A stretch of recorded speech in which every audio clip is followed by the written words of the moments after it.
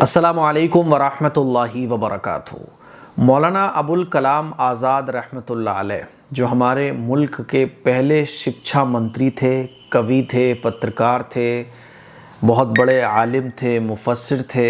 अल्लाह ताला ने बहुत इल्म से नवाजा हुआ था। कौन नहीं जानता मौलाना अबुल कलाम आज़ाद रहमतुल्लाह अलैह को।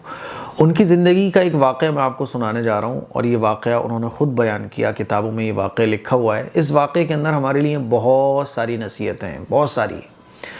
आजकल आप देखें छोटी छोटी बातों पर रिश्ते टूट जाते हैं, रिश्तों में खटास पैदा हो जाती है।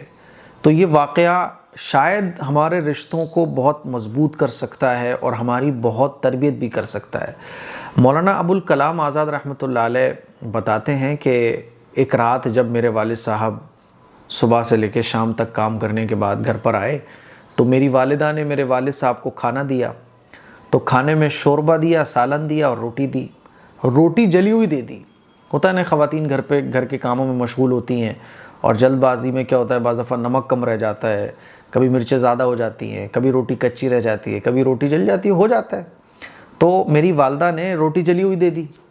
अब रोटी जली हुई देखकर मैं सोचने लगा कि शायद अब मेरे वालिद गुस्सा होंगे और एकदम गुस्सा करेंगे, नाराज़गी का इजहार करेंगे, लेकिन मेरे वालिद तो कुछ बोल ही नहीं रहे। उन्होंने रोटी को तोड़ा और सालन लगा के खा गए रोटी।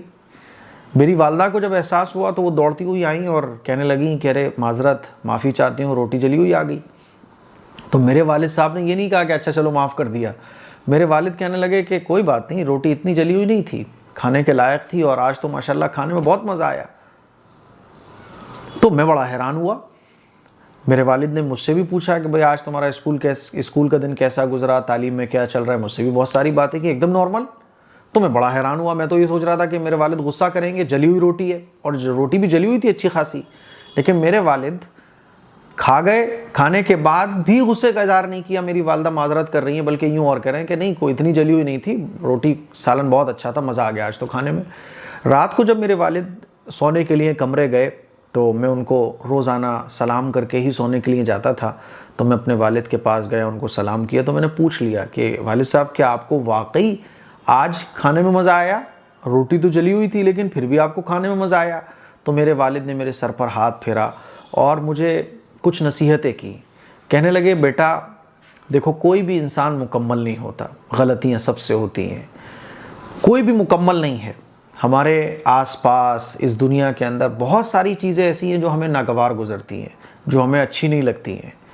मुकम्मल तो मैं भी नहीं हूँ, कोई इंसान मुकम्मल नहीं है, गलतियाँ सबसे होती हैं। लेकिन जली हुई रोटी खाना, इसमें क्या हर्ज है? लेकिन इसके बदले में ज़बान से सख्त कलाम करना, गुस्से का इजहार करना और तुम्हारी ज़बान से कुछ गलत निकल जाए जो सामने वाले के दिल को, सीने को फाड़ कर रख दे, ये कितना नुकसानदेह है। इस जली हुई रोटी को खाने से ज़्यादा नुकसानदेह है। कोई भी इंसान मुकम्मल नहीं होता। इस दुनिया में बहुत सारी चीज़ें ऐसी हैं जो तुम्हें पसंद नहीं आएंगी, जो तुम्हें अच्छी नहीं लगेंगी, लेकिन तुम्हें ये देखना है कि तुम खुद भी तो मुकम्मल नहीं हो, तुम्हारे अंदर भी तो कमियां हैं, तुमसे भी तो गलतियां हो जाती हैं। इसीलिए नज़रअंदाज करते हुए ज़िंदगी गुजारना सीखो। अपने ज़र्फ़ को बड़ा रखो, अपने दिल को बड़ा रखो, अपनी सोच को बड़ा रखो। ये छोटी छोटी चीज़ें तुम्हें गुस्से में ना ला दें, ये छोटी छोटी चीज़ें तुम्हारे रिश्ते को कमज़ोर ना कर दें। देखो, अगर गुस्सा करोगे तो क्या होता, तुम्हारी ज़बान से कुछ ऐसी बात निकलती जो तुम्हारे सामने वाले के दिल को छलनी कर देती और तुमने उसको नज़रअंदाज किया, अल्लाह का शुक्र अदा करते हुए उस चीज़ का इस्तेमाल कर लिया या रोटी को खा गए, तो क्या हुआ, रिश्ते बराबर रहे। तुम ये सोचो कि तुम खुद भी तो मुकम्मल नहीं हो। और मौलाना अबुल कलाम आज़ाद रहमतुल्लाह अलैह को उनके वालिद ने नसीहत की, मेरे बच्चे, नज़रअंदाज करते हुए ज़िंदगी गुजारो। तुम ये सोचो कि जो गलती सामने वाले से हुई है वो तुमसे भी हो सकती है, इसीलिए गुस्सा मत करो, नज़रअंदाज करो और अपने ज़र्फ़ को बड़ा रखो। ये उन्होंने नसीहत फरमाई।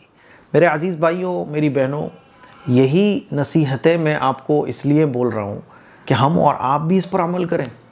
आजकल आप देखिए हमारे घरों में झगड़े किस बात के हैं कि साहब वो शौहर बीवी को इसलिए डांट रहा है कि सालन में नमक कम रह गया या मिर्चें ज़्यादा हो गई, रोटी कच्ची रह गई। घरों में झगड़े इस बात पर होते हैं। हमारे ज़र्फ़ तो इतने छोटे हो चुके हैं कि शादी ब्याह में झगड़ा इस बात पर भी होता है कि सालन ठंडा आ गया, कुर्सी की मुझसे नहीं पूछा, पानी ठंडा नहीं था, अरे खाने के लिए कोई अच्छा सेटअप नहीं था, बारातियों की ऐसी इज्जत नहीं की गई, मुझसे ये नहीं पूछा गया, मुझसे वैसा नहीं किया गया। आज इसी बात पर झगड़े हैं कि मेरे साथ ऐसा होना चाहिए था। छोटी छोटी चीज़ों पर इतना गुस्सा। आज हमारे जो रिश्ते हैं वो इसी वजह से कमज़ोर हो चुके हैं कि छोटी छोटी चीज़ों को हम अपने ऊपर हावी कर लेते हैं और ये समझते हैं कि सामने वाले को तो मेरे साथ ऐसा करना चाहिए था। नज़रअंदाज करने का जज्बा ही ख़त्म हो गया, बर्दाश्त करने का जज्बा ख़त्म हो गया। हम ये समझने लगे कि मैं परफेक्ट हूँ और सामने वाले को मेरे साथ ऐसे रिएक्ट करना चाहिए था। हम ये भूल गए कि हमसे भी गलतियाँ हो सकती हैं, हम परफेक्ट नहीं हैं। तो ये चीज़ें जो मौलाना अबुल कलाम आज़ाद रहमतुल्लाह अलैह के वालिद साहब ने मौलाना को नसीहत के तौर पर बताई, हमें और आपको भी इस पर अमल करना चाहिए। शौहर को चाहिए कि बीवी की चीज़ों को नज़रअंदाज कर दे, कोई गलती हो जाए नज़रअंदाज, और अगर गलती हो भी जाए तो प्यार और मोहब्बत के साथ उसको मुतवज्जे किया जाए। बीवी को भी चाहिए कि शौहर के साथ इस तरह से पेश ना आए जैसे कि पेश आया जाता है। जैसे एक वीडियो सोशल मीडिया पे वायरल हो रहा था, तो उसमें जो है ना एक औरत जो है ना अपने शौहर को डांट रही है कि तुम्हें अपनी फैमिली के लिए तुम्हारे पास टाइम नहीं है, अपने बच्चों के लिए टाइम नहीं है, सुबह के निकलते हो, रात को आके फिर पड़ जाते हो, सो जाते हो। अब वो बेचारा अपना जो जॉब से आया था तो वो शायद अपनी ड्रेस वगैरह उतार रहा था, टाई हटा रहा था, कोट उतार रहा था, बीवी की बात को वो सुन रहे हैं। हालांकि बीवी ये नहीं सोच रही है कि ये जो सुबह से शाम तक जो लगा हुआ है मेहनत में, ये भी हमारी ही वजह से लगा हुआ है। अब होना तो ये चाहिए कि बीवी अपने ख़र्चों को कम करते हुए शौहर को बोले, एक तसल्ली दे और मोहब्बत के साथ कहे कि नहीं इतना काम करने की क्यों ज़रूरत है, क्यों इतना परेशान होते हो। यानी बात वही होगी लेकिन उसके अंदर हमदर्दी का पहलू आ जाएगा। बात वही है लेकिन उसके अंदर हमदर्दी आ गई, उसके अंदर रिश्तों को मजबूत करने वाली बातें आ गई, सलीका आ गया, तरीका आ गया। इसीलिए कहा गया है कि बा अदब बा नसीब। तो मेरे अजीज़ भाइयों, मेरी बहनों, हर बात को कहने के दो ढंग होते हैं। इसीलिए एक तो नज़रअंदाज करना, अपने ज़र्फ़ को बड़ा रखना, ये बहुत अहम और ज़रूरी चीज़ है रिश्तों को बनाने के लिए। ये वाक़या मेरा सुनाने का मकसद यही था कि हम और आप भी रिश्तों को बनाने वाले बने। रिश्तों को जोड़ने के लिए अगर थोड़ा सा झुकना पड़े तो झुक जाओ। लेकिन अफसोस की बात यह है कि आज हम लोग जो ऑनलाइन रिश्ते हैं उनको तो हम 8-8, 5-5 घंटे झुककर जोड़ने में लगे रहते हैं, है ना। ऐसे मोबाइल चलाते हैं कि नहीं चलाते, यूँ झुके हुए हैं 5-5 घंटे ऑनलाइन रिश्तों को बनाने के लिए। लेकिन जो रियल और असल रिश्ते हैं उनके लिए हम थोड़ा सा भी झुकने को तैयार नहीं है, तो हम यूँ रहते हैं एकदम अकड़ में। तो इस पर अमल करने की ज़रूरत है। मुझे उम्मीद है मेरी चंद बातें आपको समझ आई होंगी। इस क्लिप को शेयर करें। अस्सलामु अलैकुम वरहमतुल्लाहि वबरकातुहू।